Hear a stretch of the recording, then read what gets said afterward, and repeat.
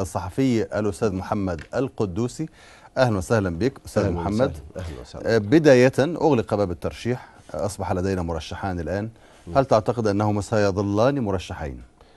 أعتقد أن احنا عندنا مرشح وظله، وأعتقد أنه يعني ما قاله الأستاذ جلال عامر قديما يظل صحيحا لما قال لغاية النهاردة، كان تحدث عن انتخابات رئاسية سابقة، قال لغاية النهاردة مش عارفين أسماء المرشحين بس عارفين اسم الفائز.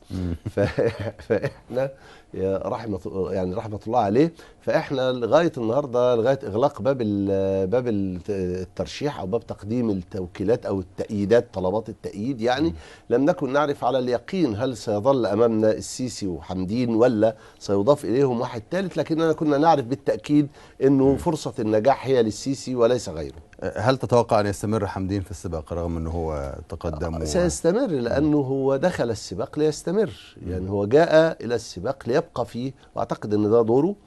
والحاجة التانية انه حكاية ان هم 2 مرشحين برضو اعتقد انها مقصودة، هم كانوا ممكن يعملوا 3 و4 ونفضل في الحالة نفسها، الوضع ما كانش هيختلف، لكن كان هيبقى فيه احتمال الإعادة، وبالتالي السلطة ملزمة بأنها لا تجري انتخابات أخرى في زمن الإعادة حتى وإن لم تحتاج إليه. أما الآن فإن زمن الإعادة انتفى مبدئيا، وبالتالي يقدروا يعلنوا عن مواعيد يعني حمدين يفوز من الجولة الأولى تقصد؟ لا ما أظنش. أظن يبقى في جولة تانية يعني، عشان طبعا لا يمكن فيش جولة تانية هو السيسي.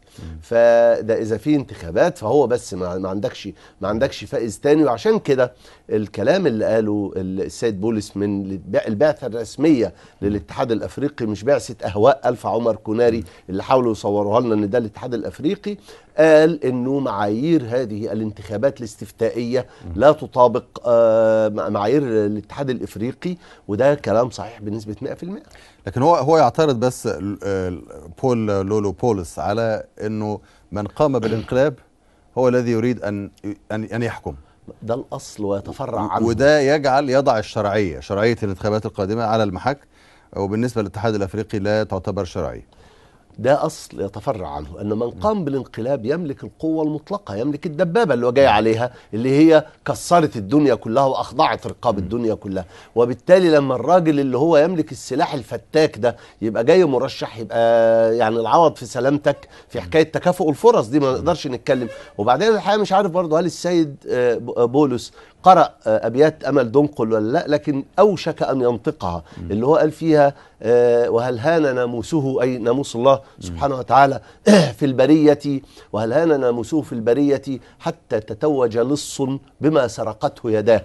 فإن يتتوج اللص بما سرقته يداه، هذه يعني جريمة الجرائم، وهذه آفة الآفات وأصل كل الشرور. وبالتالي عندما تتحدث عن رجل ارتكب جريمة ويريد الآن أن يستفيد من جريمته، فأنت تتحدث عن الشر المطلق. لكن الاتحاد الافريقي خرجت تصريحات اخرى مغايره لما اعلنه السيد بولس، انه هو بمجرد اجراء الانتخابات الرئاسيه ستعود مصر الى عضويه الاتحاد الافريقي. الى اي مدى يمكن ان تؤثر مثل هذه التصريحات، وهي ليست بعد قرارا من مجلس الامن والسلم الافريقي، الى اي مدى يمكن ان تؤثر على قرار دول الاتحاد الافريقي؟ أعتقد أنه في النهاية الدول لا تلتزم إلا برضاها كما يقال، وأعتقد أنه المسألة هتبقى خاضعة للتصويت، وأن كل الدول كما أن كل الدول لم تصوت لصالح قرار الإيقاف أو تجميد عضوية مصر بالمناسبة، فإن كل الدول أيضا لم تصوت لصالح هذا القرار. ولكن في نهاية المطاف سيظل لدينا فيما أرجح يعني مصوتين أكثر لصالح تجميد عضوية الحكومة المصرية أو عدم الاعتراف بشرعية السلطة في مصر، لأنه لغاية دلوقتي الاتحاد الإفريقي مقدم أهم وأكبر درس في الديمقراطية للعالم كله.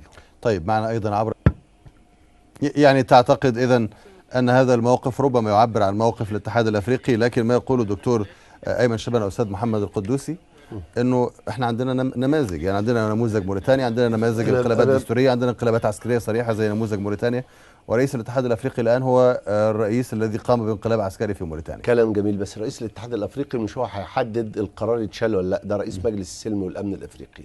واحد. اتنين، لا هو المجلس كله بالتصويت. مفهوم، يعني بمعنى ان اللي هيقف يقرا القرار يعني في بيمسك القرار في ايديه في الاخر هو رئيس المجلس. النقطه اللي عايز انبه ليها واللي ربما يعني ايه تؤدي الى اختلاف الحكم بيني وبين الاستاذ ايمن، هي ان موريتانيا ما كانش فيه أي حركة مقاومة لهذا الانقلاب. الجنرال قام بانقلابه ثم استسلمت مؤسسات الدولة واستسلم الشعب يعني لقضاء ربنا، وخلاص كل الناس روحت نامت في بيوتها والجنرال يحكم في الشوارع ويهيمن على الأمور، ورجع أبوك عند أخوك. بالتالي طيب تعالى نفترض العكس، إن جه مجلس السلم والأمن الأفريقي قال لا أنا مش هعترف بنتيجة الانتخابات ديت وهفضل مجمد عضوية موريتانيا. من الذي سيتبنى هذا القرار أو سيدافع عن هذا القرار أو سيرى هذا القرار صحيحا في داخل موريتانيا نفسها؟ الإجابة لا أحد، لأنه ما فيش حد بيتظاهر في الشوارع، ما حدش بيرفض ومفيش حد مات كمان. أما بالظبط كده، أما أنا عندي في حالة مصر فأنا عندي انقلاب يلقى مقاومة حتى من قبل اللحظة الأولى، يعني منذ بوادره منذ أماراته. الانقلاب وقع غطاؤه في 30 من يونيو، وقع صريحا في 3 من يوليو، بدأت مقاومته ربما في 28 من يونيو إن لم يكن قبل ذلك. إذن بدأت هذه المقاومة بما قدمت من شهداء،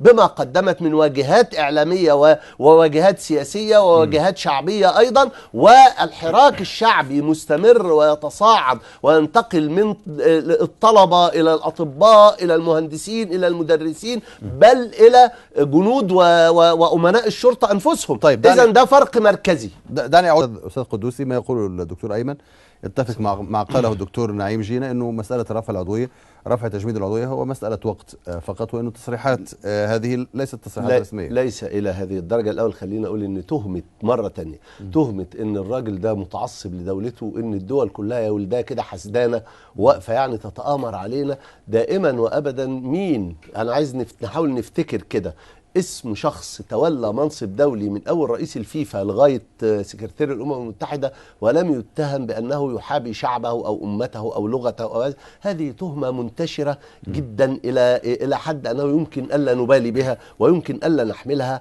على محمل الجد. هذه الأولى. الثانية، إن كما أشرت حضرتك في سؤالك إنه مجلس السلم والأمن الأفريقي حين يصدر توصية فإن دور الرؤساء، دور المؤتمر العام للاتحاد الافريقي هو التصديق، هو الاعتماد مش البحث. يعني هو مش هيقعد يقول والله التوصيه دي طلعت صح ولا طلعت غلط، هو بيعتمدها كما وردته من مجلس السلم والامن الافريقي، يبقى المعول عليه هو مجلس السلم. 3، انه المجلس لم يستبق الاحداث، ده استنى لغايه اخر يوم. كتير من الناس حاولوا ان هم يقولوا الله طب لما انتوا عندكم كلام كويس كده، لما انتوا هتدافعوا عن الديمقراطيه كده، طب ما الانتخابات باينه كده من اولها، امال ما قلتولناش الكلام ده في الاول ليه؟ ما قالوش الكلام ده في الاول حتى لا يقال انهم يستبقون الاحداث. هم استنوا لغايه اخر يوم، لغايه ما فيش جديد عندكم اكتر من كده، طب الكلام ده ما ينفعناش، يبقى هم ما استبقوش الاحداث ولا حاجه. اخيرا عندي في حكاية هل هم هيقبلوا أو مش هيقبلوا، أتوقع على الأقل أن عدد الدول التي تريد رفع الإيقاف أو رفع تجميد العضوية عن مصر سيزداد. لكن حكاية أن المعايير بتاعة الاتحاد الإفريقي أقل من معايير الاتحاد الأوروبي، نعم، لأن أهل مكة أدرى بشعبها. الناس دي بتشتغل بشكل واقعي وبتلتزم بما تقول. يا فرحتي بالاتحاد الأوروبي اللي حاطط لي معايير في السماء بس تطبيقها في الأرض. أنا مش عايز كده، أنا عايز ناس تحط قوانين قابلة للتطبيق وقابلة للاحترام والتنفيذ. دكتور